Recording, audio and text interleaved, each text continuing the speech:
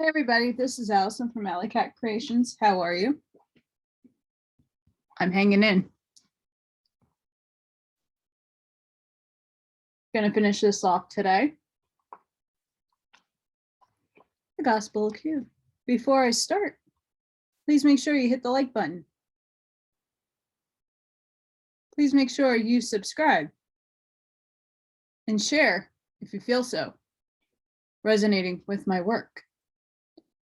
I also want to thank all the new subscribers that have come and hopped on the channel. Welcome. Juicy information. It's not just me reading the books, it's me reading the books in the time of now. I mean, anybody can read books, but we have a paradigm shift. We have a lot of things happening in our world today that a lot of these very ancient old texts, even channeled, they're talking about now. So how do we prepare for now? What do we get our mindset on? And this gospel is the consciousness that we need to raise to.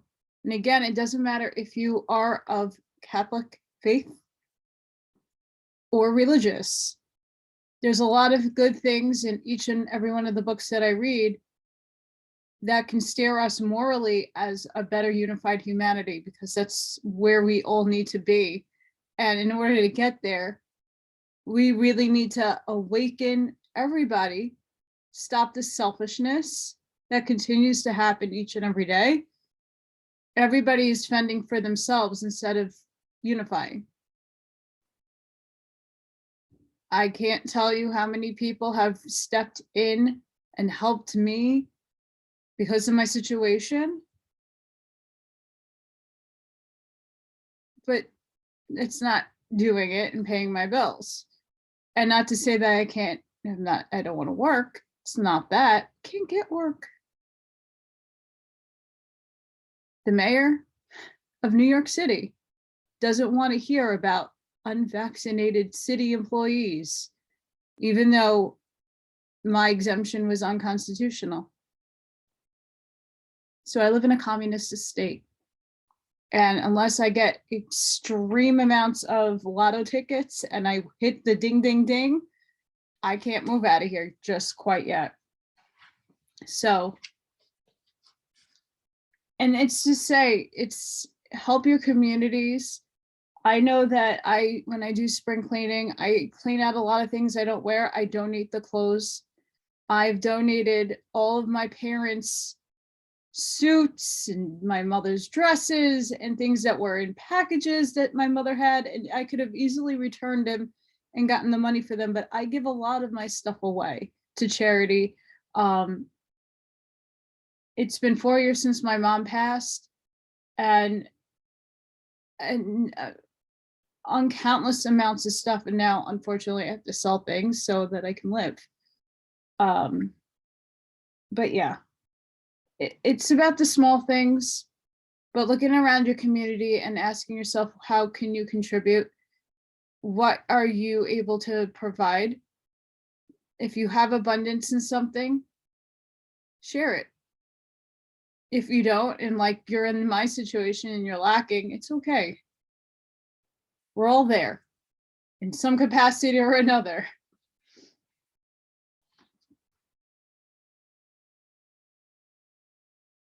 So we're going to start with 4, distinctive message of Quelle. And remember that I can't say that 17th letter of the alphabet because of censorship from other things that have nothing to do with this book, just FYI. So if you hear me say 17th letter of the alphabet, or you hear me say Quelle, it's source. The interpretation which follows builds upon what has been written so far, although at points it diverges from other interpretations of the 17th letter of the alphabet. These reflections should be considered provisional and not necessarily representative of a particular consensus view. Although the 17th letter of the alphabet is clearly not a narrative gospel along the lines of Matthew, Mark, Luke, or John, read on its own terms in its construction form, it does follow a logic sequence. Like the canonical Gospels, 17th letter of the alphabet begins with John the Baptizer, followed by what may be a fragmented description of Jesus' inauguration as a spirit-filled messenger from God. A later passage in Quelle, 7:18, elaborates on the transition from John's mission to arguably messianic mission of Jesus. As in Mark, Jesus in Quelle appears to be anointed as God's Son. When the Spirit rests upon him at his baptism, this anointing may be interpreted as messianic in some sense. That is, within the tradition of Davidic Messiah as God's Son, although strongly reinterpreted in the temptation story, which immediately follows, wherein Jesus repeatedly resists the temptation to fight for political domination over others. Jesus' filial relationship to God is one that his followers can apparently share by trusting in God's provision and abandoning themselves to the care of the Holy Spirit. The temptation story is immediately followed by Jesus' first sermon, a lengthy monologue in variable wisdom tradition of the two ways. The sermon, arguably Jesus' core teaching, forming the basis of Matthew's Sermon on the Mount and Luke's Sermon on the Plain, emphasizes radical grace, mercy, and transformative love, even for enemies.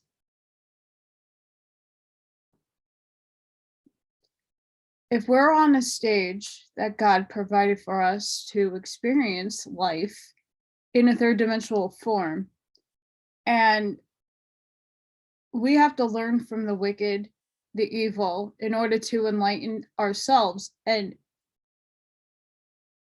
grasp the lessons that our soul needs in order to move up in ascension.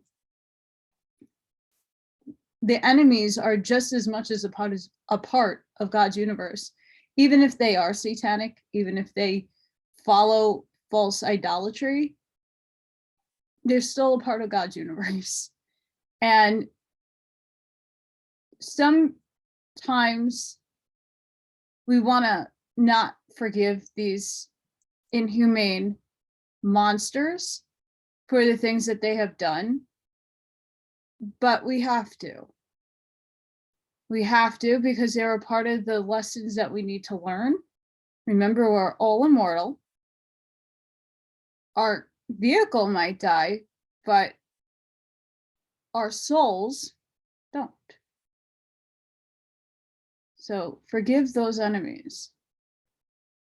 These traditional wisdom teachings reoccur throughout Quelle, as in 1021 FF and 1235 FF. Interspersed with these teachings are equally earnest warnings against disregarding the path of wisdom, as in 1129 FF, teachings about the coming of God's true reign and the true way to enter the divine reign, as prominent throughout. Jesus' addresses in Quelle appear to be his followers in Galilee. References to Nazareth, 4:16, Capernaum, 7:2, 10:15, and Bethesda, 10:13. Bear this out. The immediate mission of Jesus, and by extension his followers, is the surrounding world villages, 10:2 FF. Not people from other nations, the Gentiles. That word is, who are not generally portrayed in a positive light.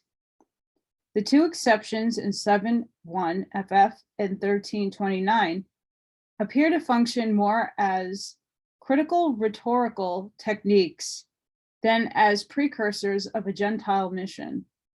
Indeed, the unusual story of the Roman centurion in Capernaum makes particular sense closer to the time of the Jewish-Roman War.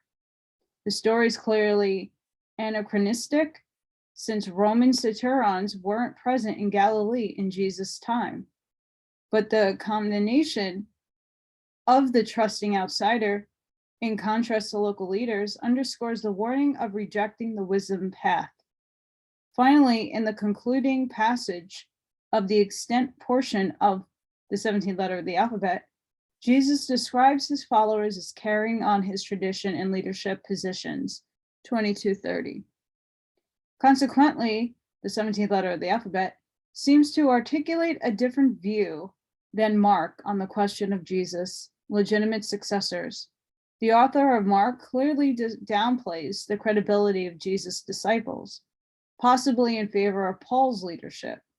In response, the author of Matthew appears to have taken over the narrative of Mark and subvert it, in part by incorporating the wisdom tradition and pro-discipline leadership described in Quelle, and in part adding comments about the organization of the church, founded on Peter and the disciples. Similarly, Luke seems to have created synthesis by combining Mark and Quelle and grafting a church history in the Acts that incorporate Paul's mission, but subordinates Paul to the Jerusalem church. If the thesis is plausible, it suggests not only commonality between some of the earliest gospel authors and their communities, but tension as well, particularly with respect to questions about legitimate spiritual authority among Jesus's followers. This tension is more pronounced in other gospels, such as Mary and Judas. By the way, why isn't Mary's gospel in the Bible? I mean, the whole thing. It also suggests that different portraits of Jesus and his mission are necessary to capture the fullness of his multifaceted truth. Far from setting all the questions about Jesus and what he still has to teach us today, increased scrutiny of the diverse gospel promises to open up the floodgates and pave the way for more incredible revelations to come. 17th letter of the alphabet and the wisdom tradition. 5. Among other things, the previous chapter affirmed the distinctive message of Quelle with respect to the two ways teaching of the wisdom tradition. This point should be elaborated, especially as it pertains to spiritual teachings and practices. The wisdom tradition has a venerable and cosmopolitan history. It isn't limited to the religions of Judaism and Christianity. This tradition emphasizes praxis over belief, spiritual reflection over dogma. Significantly, the New Testament frequently describes Jesus' movement not as a religion per se, but rather more descriptively as the way. Considering the broad diversity of equally valid Christian traditions, we may regard the way as a journey of growth towards spiritual maturity, not a forced march to the beat of a conformist drum of systematic doctrinal belief systems that define who is in and who is out of the chosen people's boundaries. Those who are born again, in the words of the New Testament, aren't spiritually birthed as fully mature individuals, but as spiritually awakened infants who can look forward to a lifetime of divine awe and discovery.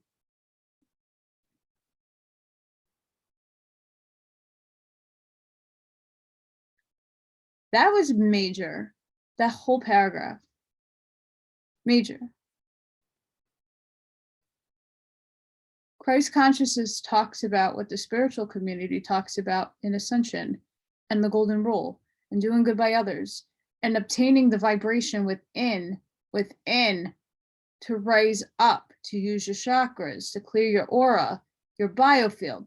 And Jesus was very much aware of all of this because he was, in my opinion, from the law of one, a fourth-dimensional being that incarnated in the human form that had not the veil of forgetting. So he knew exactly what humans are capable of. And through him touching other people or sending a thought form telepathically, he was able to heal people. We have those same gifts. We just don't know how to tap into them because it was stolen from us. So mind you, and again, it doesn't really matter necessarily if you are believing in a religion of Christianity or Judaism or not, because we all have these gifts. We do. It's just how to go about it. And in our busy world that is filled with routines and slavery, yes, going to work is slavery in my eyes.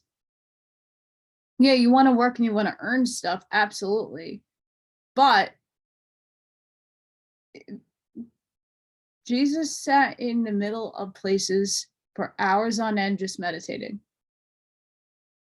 There is not, I don't know how many people can actually do that on a daily basis because you have a life to live, right? Because you have to pay the bills and you have to take care of your family. But just think about it. Quelle itself does not require adherence to a set of beliefs or abstract teachings about the person of Christ or Christian dogma. Rather, it calls women and men to radical path of wisdom, the very practical, down-to-earth, countercultural journey of spiritual transformation, as the Reverend Cynthia Bogart describes it.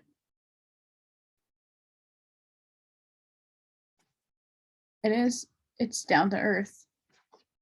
Anybody can comprehend it.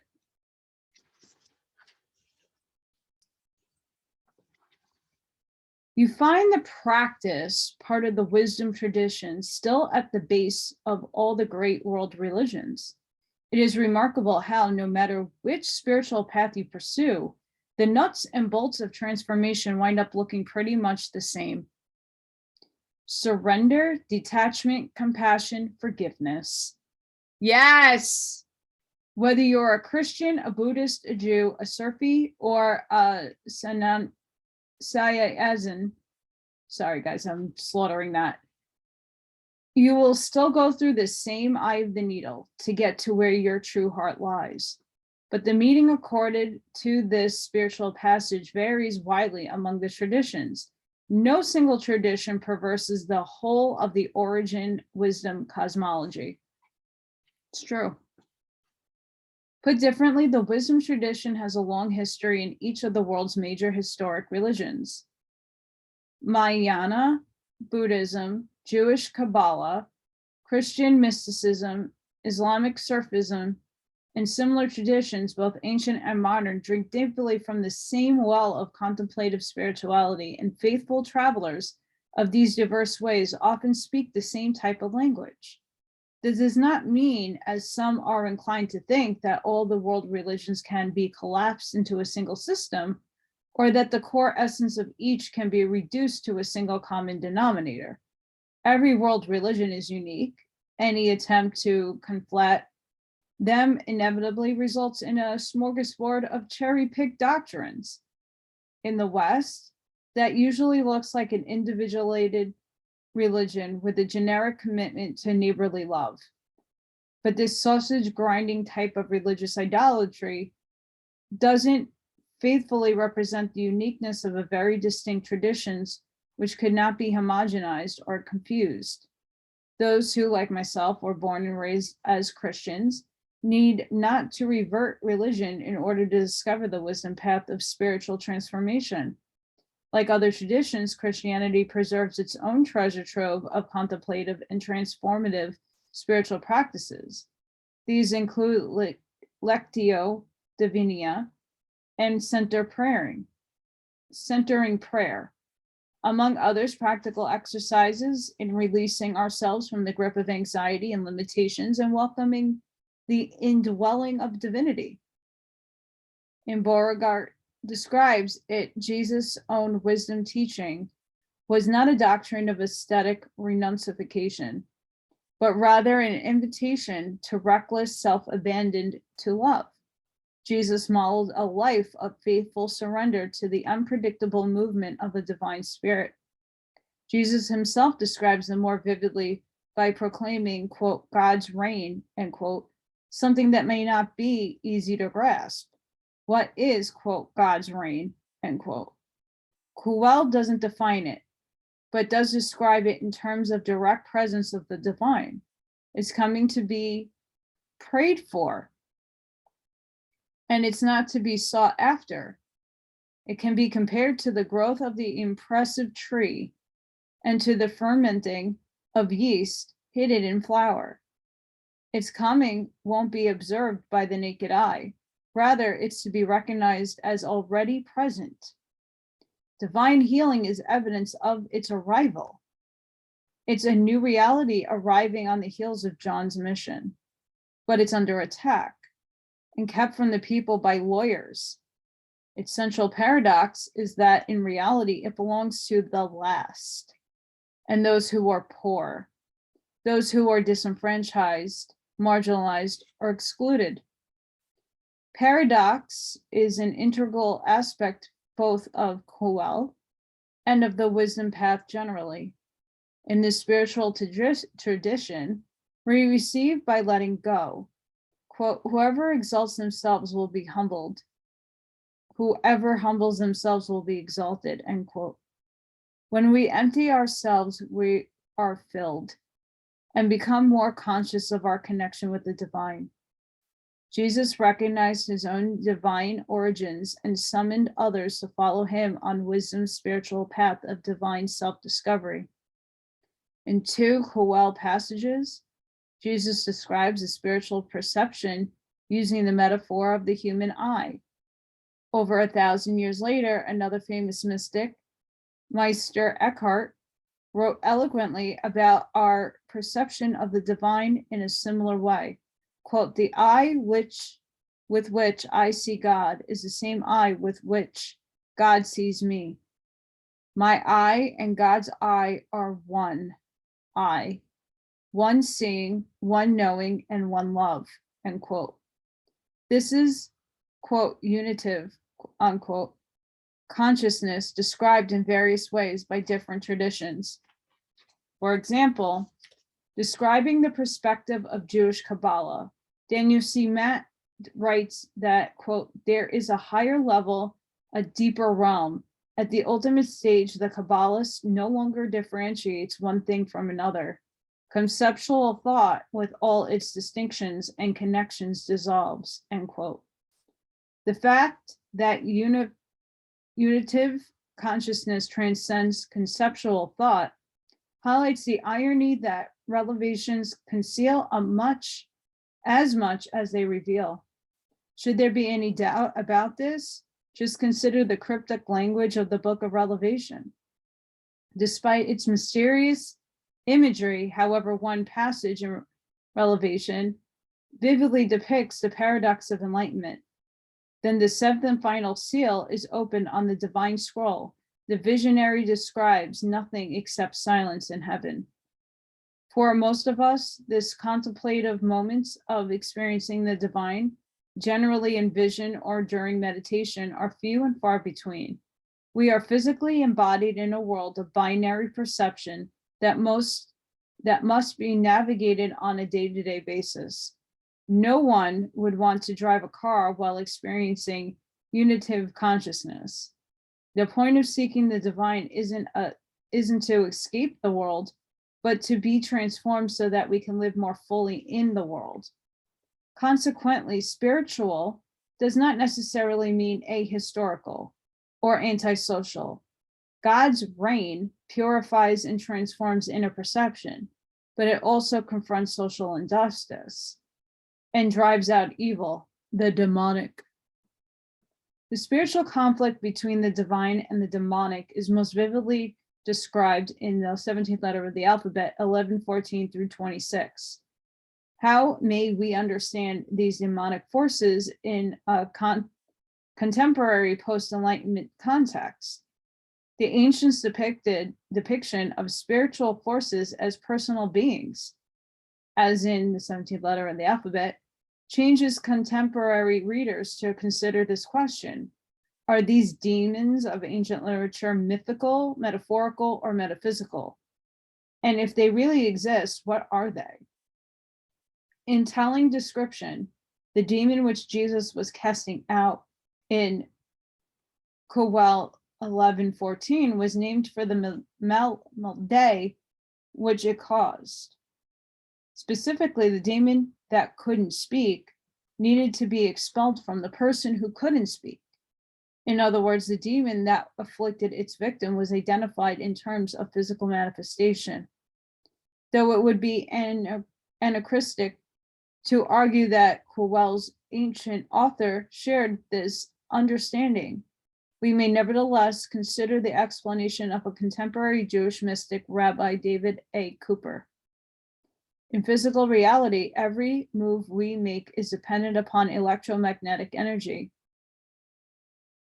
In the metaphysical realm, rather than call this energy electromagnetic, we call it angelic demonic.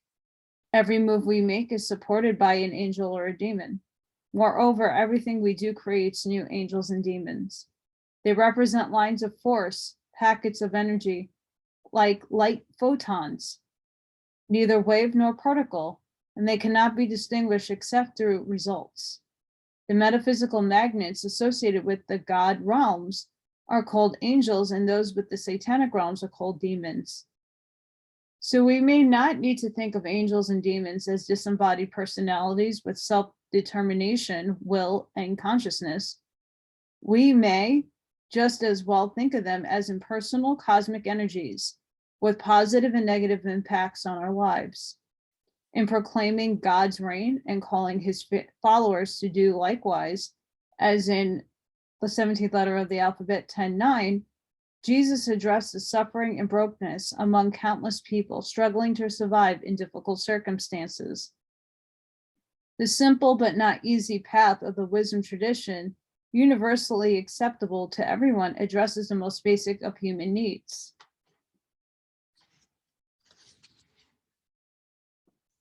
Hope you got something out of that. I sure did. So this is the appendix, the Gospel of Q, a literal translation. See, I slipped there.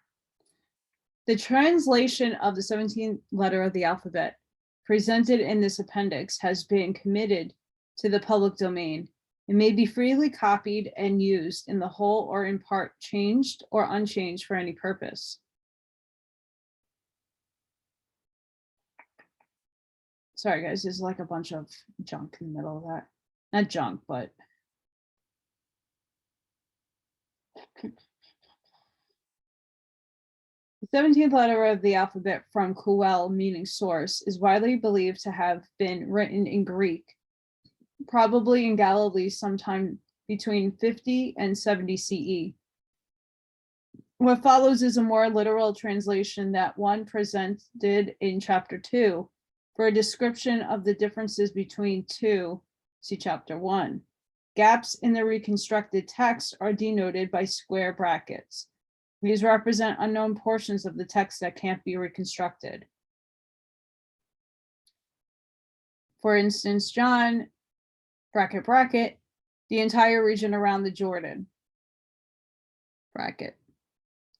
He told the crowds who went out to be baptized, quote, you offspring of vipers, who warned you to flee from the fury to come? So bear fruit worthy of change. Don't start to say to yourselves, we have Abraham for our ancestor, because I tell you that God is able to rise up children from Abraham from these stones. Even now the axe lies at the root of the trees. So every tree that doesn't bear good fruit is cut down and thrown into the fire. I baptize you in water, but one who's greater than I will come, the thong of whose sandals I am not worthy to loosen. He'll baptize you in Holy Spirit and fire. His pitchfork is in his hand to clean out his threshing floor, and to gather the wheat into his barn. But he'll burn up the chaff with a fire that can't be poured out.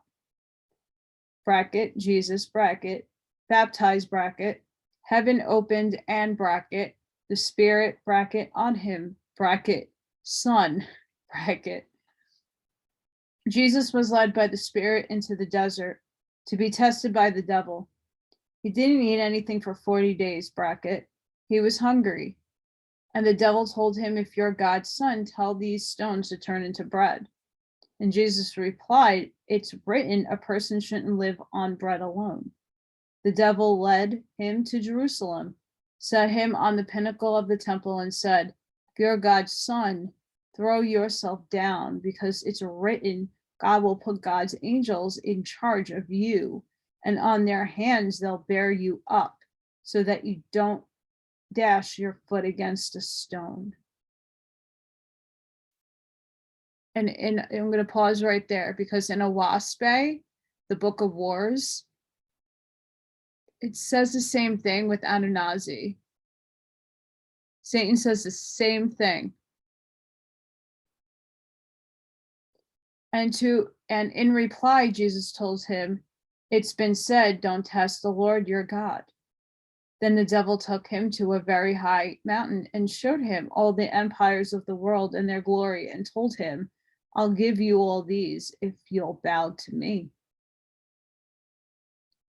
And in reply, Jesus told him, it's written, bow to the Lord your God and serve only God only. And the devil left him. Nazareth, he looked up at his disciples and said, blessed are you who are poor, because you're God's in reign. Yours is God's reign. Blessed are you who are hungry, because you'll be full. Blessed are you who mourn, because you'll be comforted. Blessed are you when they criticize you, persecute you, and spread lies about you because of the Son of Humanity. Rejoice and be glad, because your heavenly reward is great, for that's how they persecute the prophets before you. Love your enemies and pray for those who persecute you. You'll become children of your Father, who makes the sun rise on those who are evil and those who are good, and sends rain on those who are just and those who are unjust. When someone slaps you on the cheek, offer the other one too. When someone sues you for your shirt, give them your coat too. Okay, I'm gonna put a little funny pause in there, because Chris Rock should have turned the other cheek. Like,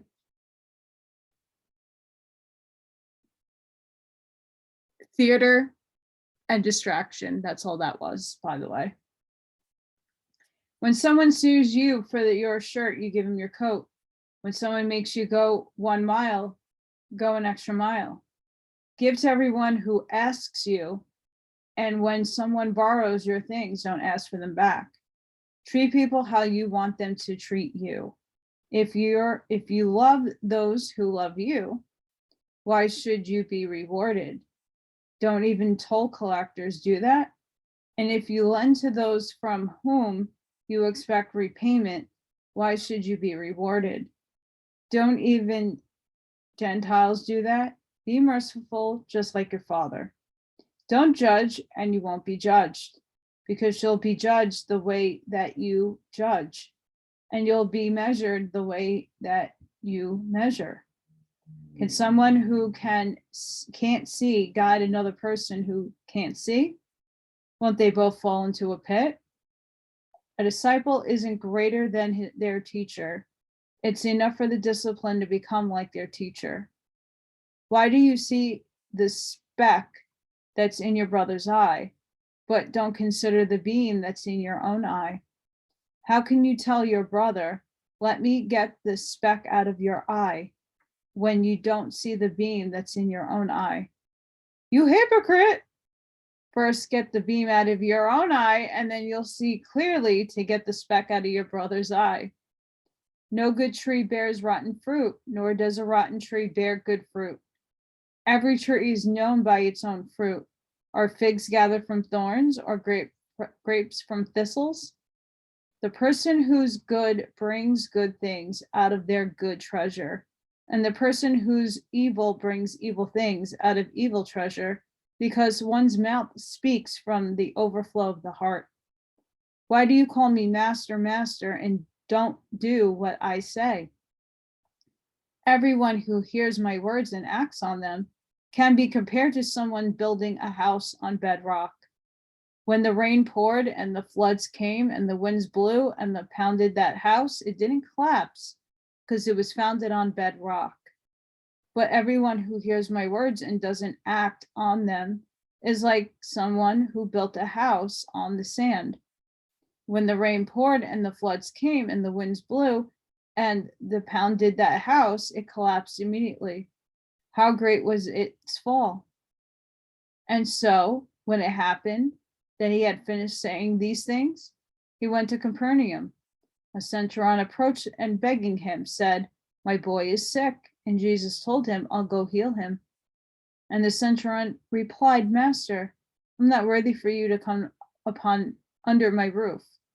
Just say the word and my boy will be healed. I'm also in a chain of command and with soldiers under me. I tell one, go, and they go. I tell another, come, and they come. I tell my servant, do this, and they do it." Jesus was amazed when he heard this. He told his followers, "I'm telling you the truth. I haven't found much trust even in Israel." When John heard all these things, he sent his disciples to ask him, "Are you the coming one, or should we look for someone else?" And he replied to them, "Go and tell John what you've heard and seen. Those who are blind regain their sight, have challenges of mobility walk, have leprosy are cured, are deaf hear, are dead are raised up, are poor have good news announced to them. Blessed is the one who isn't scandalized by me." And when they had left, he started to walk to the crowds about John. Quote, "What did you go out into the desert to see? A reed shaken by the wind? Then what did you go out to see? A man wearing fancy clothes? Look, those who wear fancy clothes live in palaces. Then what did you go out to see? A prophet? Yes, I'm telling you, and much more than a prophet, because it's written about him. Look, I'm sending my messenger ahead of you, who'll prepare your path for you. I'm telling you that John is greater than anyone who's been born, but whoever is least in God's reign is still greater than he, because John came to you, brackets, the toll collectors and brackets, but bracket him. To what then I compare this generation? What's it like? It's like children sitting in the marketplace calling to each other. We played the flute for you, but you didn't dance. We mourned, but you didn't weep. John didn't come eating or drinking, and you say he's demonized. The Son of Humanity has come eating and drinking, and you say, look, a glutton and a drunk, a friend of the toll collectors and outsiders. But wisdom is vindicated by her children. And someone told him, I'll follow you wherever you go. And Jesus told him, foxes have holes, birds of the sky have nests, but the Son of Humanity has nowhere to rest his head. But someone else told him, Master, let me go and bury my father first. But he told him, follow me and let the dead bury their own dead. He told his disciples, the harvest is plentiful, but the workers are few. So ask the Lord of the harvest to send workers into the field.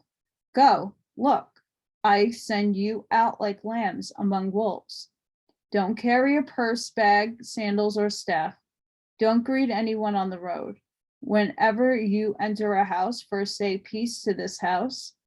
If a peaceful person is there, let your blessing rest upon them. But if not, take back your blessing, stay in the same house, eating and drinking whatever they give you, because the worker is worthy of their wages. Don't move around from house to house. If they welcome you in, whatever town you enter, eat whatever is set before you. Heal those who are sick there and tell them God's reign is at hand. But if they don't welcome you in whatever town you enter, when you're leaving that town, shake the dust from your feet. I'm telling you that on that day, it will be better for Sodom than for that town. Woe to you, Chorazin! Woe to you, Bethesda! If the great deeds done in your midst have been done in Tyre and Sidon, they would have changed a long time ago in sackcloth and ashes. But it will be better for Tyre and Sidon than for you in the judgment. And you, Capernaum, you don't think you'll be exalted to heaven, do you? You'll fall to Hades. Whoever welcomes you welcomes me, and whoever welcomes me welcomes the one who sent me. Then he said, Thank you, Father, Lord of heaven and earth, for hiding these things from the wise and learned, and revealing them to children. Yes, Father, this was what you wanted. My Father had given me everything. No one knows who the Son is except the Father, or who the Father is except the Son, and the one to whom the Son wants to reveal him. Blessed are the eyes that see what you see.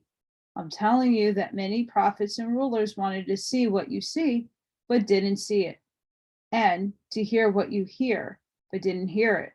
When you pray, say, Father, we honor your holy name. Let your reign come. Give us our daily bread today. Forgive us our debts, because we too forgive everyone who's indebted to us. Don't put us in harm's way. I'm telling you, ask and you shall receive. Look and you'll find.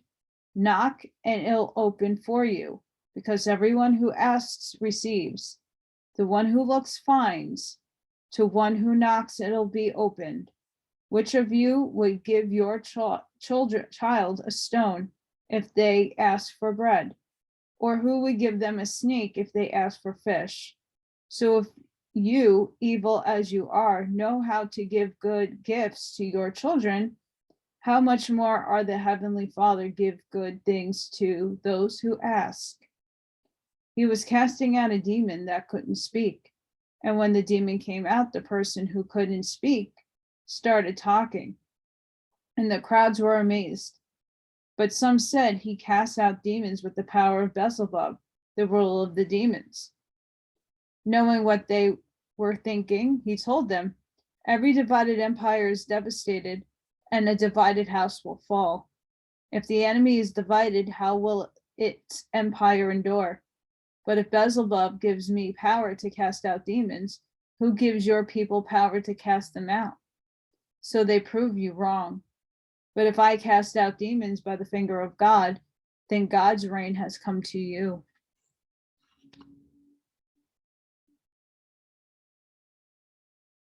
Whoever isn't with me is against me, and whoever doesn't gather with me scatters. When the impure spirit leaves someone, it journeys through arid places looking for rest, but doesn't find it. Then it says, it'll return to the home I left. And when it comes back, it finds it swept and organized. Then it goes out and brings 7 other spirits that are even more evil, and they move in and live there. That person ends up even worse off than before.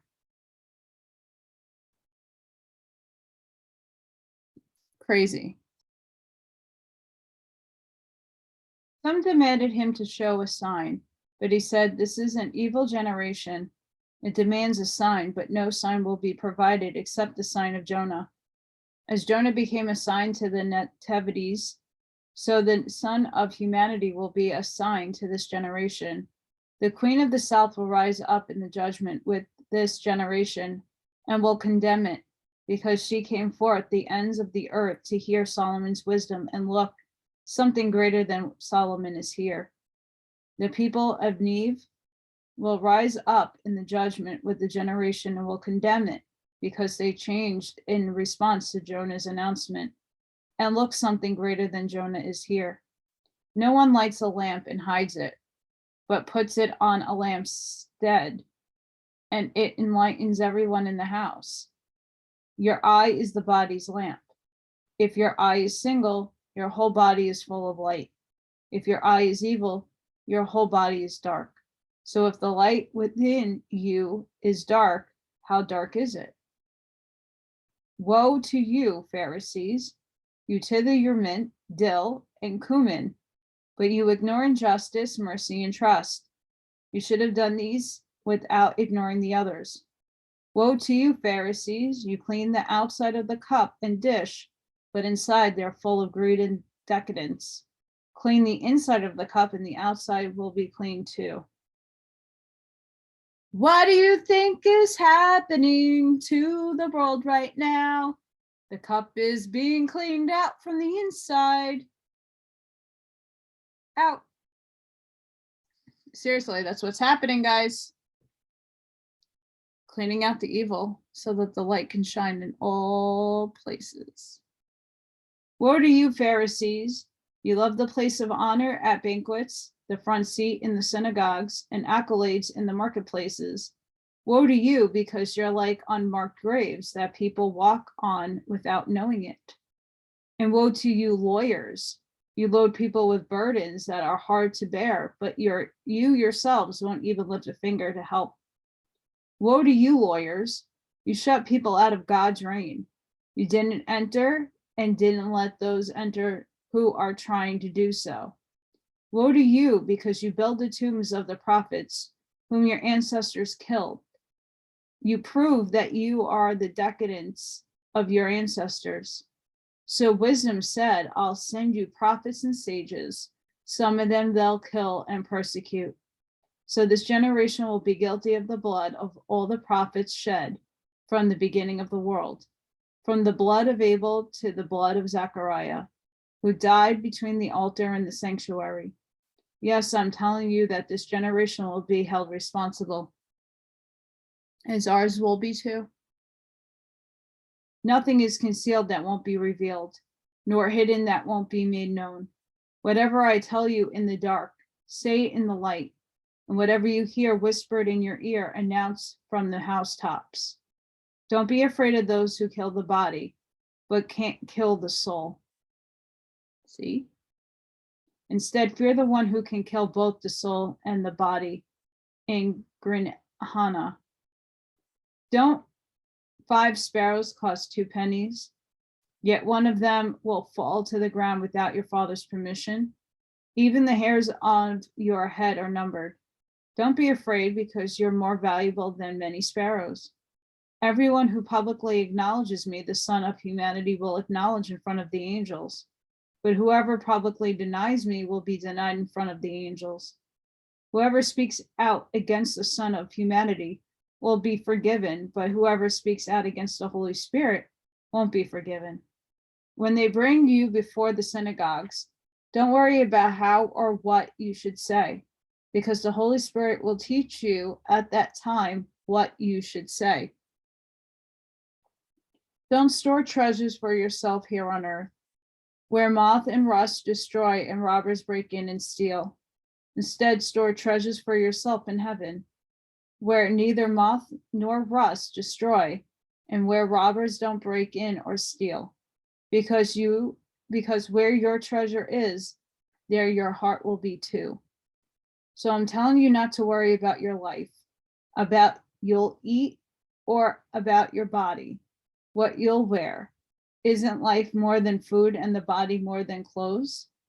Think about how the ravens don't sow, reap, or gather its barns, yet God feeds them. Aren't you more valuable than the birds? Which of you can grow any taller by worrying? And why worry about clothes? Look at how the lilies grow.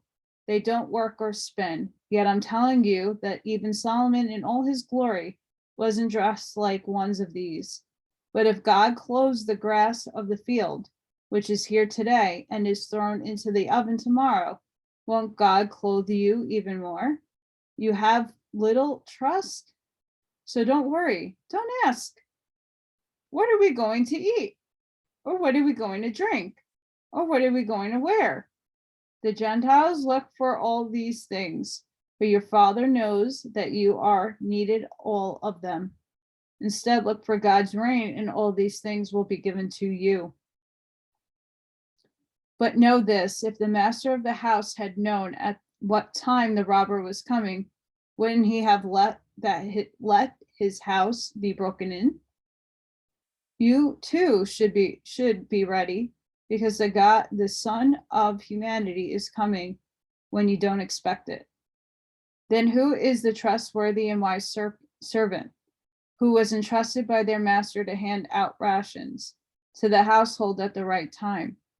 Blessed is the servant whose master finds them doing so when he comes. I'm telling you the truth. He'll put them in charge of all that he owns. But if that servant says in their heart, my master is late, and starts to break the other servants and to eat and drink with those who are addicted to alcohol, the master of that servant will come when they don't expect it,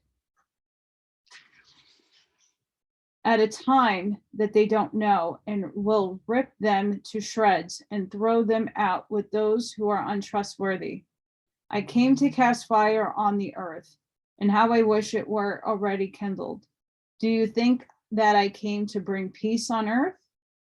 I didn't come to bring peace, but a sword, because I come to pit son against father, daughter against her mother, daughter-in-law against her mother-in-law. He told them, when it's evening, you'll say, there'll be good weather because the sky is red in the morning. There'll be wintry weather today because the sky is red and threatening. You know how to interpret the appearance of the sky. Why don't you know how to interpret the time? When you're going with your adversary, do your best to settle the case on the way there, or else your adversary may hand you over to the judge, and the judge to the officer, and the officer may throw you into prison. I am telling you that you won't get out of there until you paid every last penny. What is God's reign like? And to what should I compare it? It can be compared to a mustard seed which someone sowed in their garden.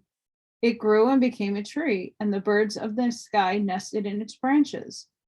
And again, to what should I compare God's reign? It can be compared to yeast, which a woman hid in 50 pounds of flour until it was all fermented.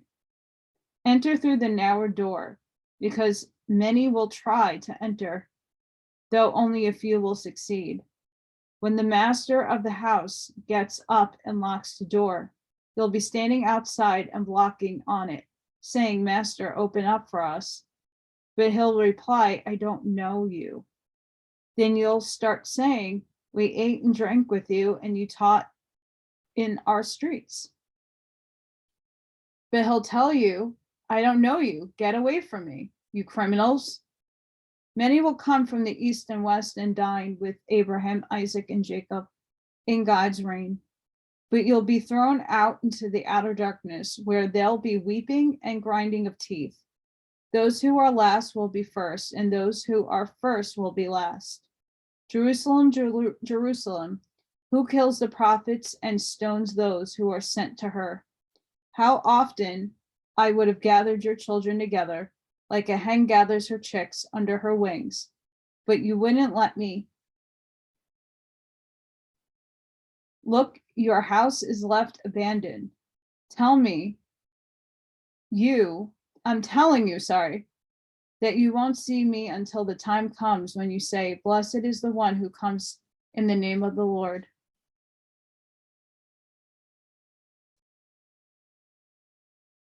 Whoever exalts themselves will be humbled, and whoever humbles themselves will be exalted. Someone planning a great dinner invited many guests. When the dinner was ready, they sent their servants to tell the invited guests, come, because it's ready now. One excused himself because of his farm. Another excused himself because of his business. The servant went back and told their master all this.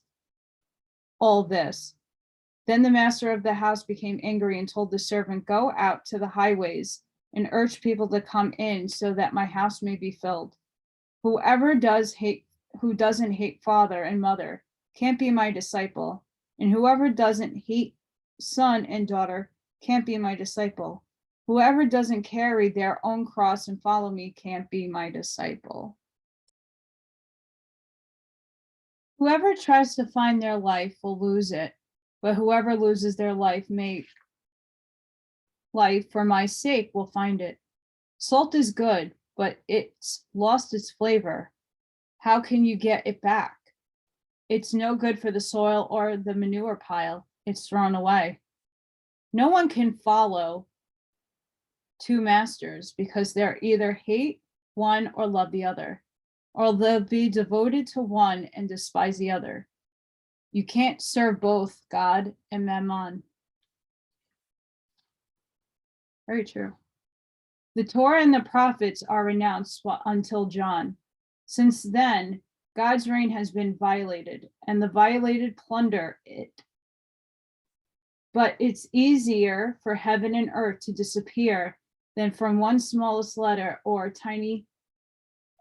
one tiny pen stroke to drop out of the Torah. Everyone who divorces his wife and remarries is unfaithful to her, and whoever marries someone who's divorced is unfaithful too.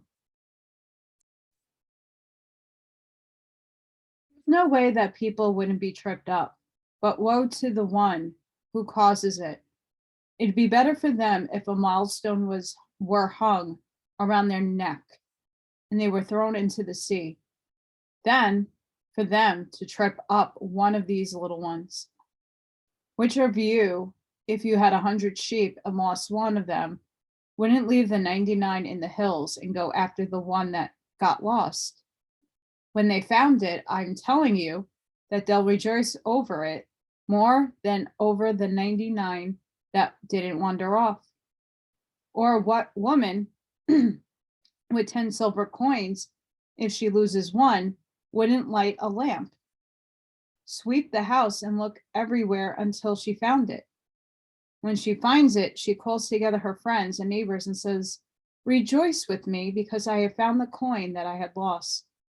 In the same way, I'm telling you, the angels rejoice over one wrongdoer who changes.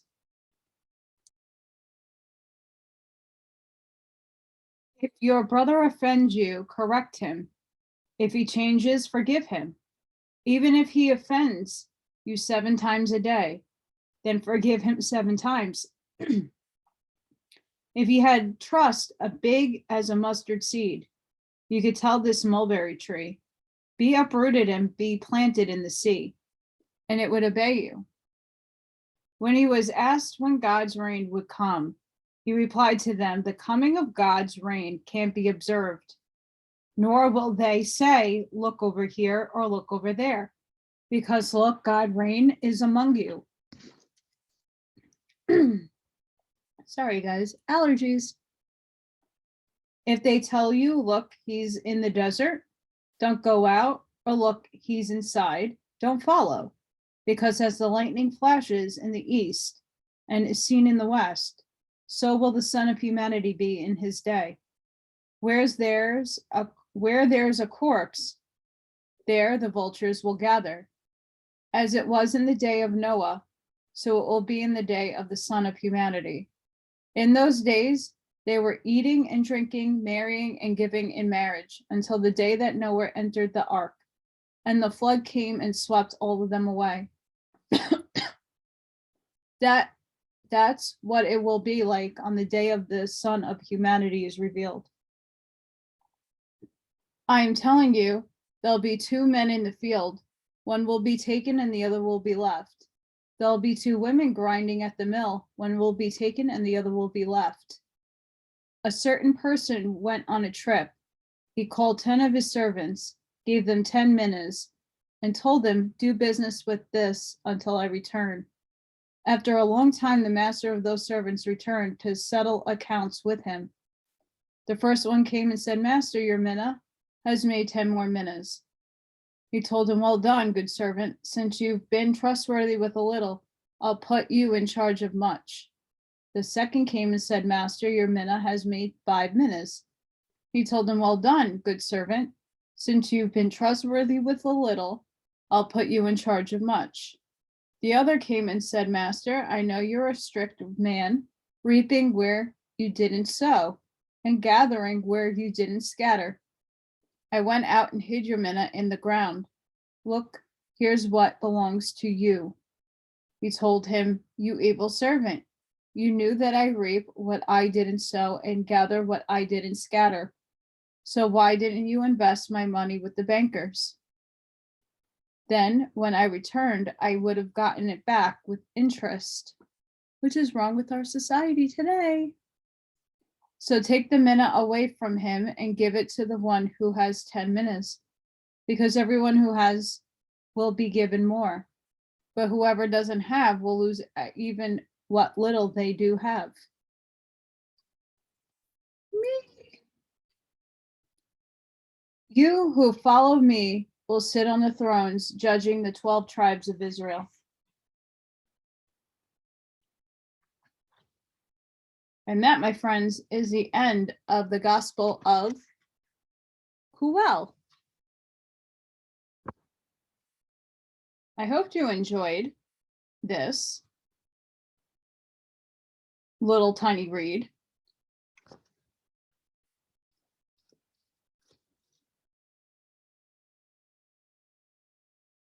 Compared to what we've been witnessing in our world today, that last part is definitely something that has happened. People who do not do the work get paid a lot of money because they were set up in corporations. They didn't work for those positions. They were handed those positions. And yes, not to say that they don't work, but they have everybody else do the work for them. And little reward is to the smaller person on the lowest scale. When it's the people who really work their butts off that deserve more that don't get it. I was a paraprofessional in the DOE. At times, I did more than what a teacher does in a classroom. A lot more physical work, and yet never got paid a good wage. And especially living in this city, you can barely afford to do anything. There are a lot of other instances and other jobs and other scenarios that this comes down where people just get handed things and other people's have to work twice as hard to obtain them. But then at the end of the day, with the harder working person ends up in a better situation because you're in alignment with God. So we need to unify, we need to come together, we need to understand that this doesn't necessarily mean one religion owns the world and that's it. It's everybody unified together, regardless of your religion or your faith. Because when you walk the words, you walk the wisdom, you understand the truth, you understand the underlying stuff that doesn't belong here on earth, we will all rise to a better world. And those who do bad will be judged. And not let go in the middle of the street after 17 offenses, going out and doing horrible things until someone ends up dead. 1 or 2 time offenders for different things, that's a different story. Depends on the crime. But I could tell you now, what's happening in New York and maybe other cities, not safe. Not safe at all. And it's only getting worse. But then you can't raise up a vigilante army because they persecute you for that too. So I hope you all enjoyed that. I know I did. A lot of parallels to what's happening now in society, as if it was written like they knew what was going to happen now. Crazy times we're living in. I'm hoping all of you are safe, sound,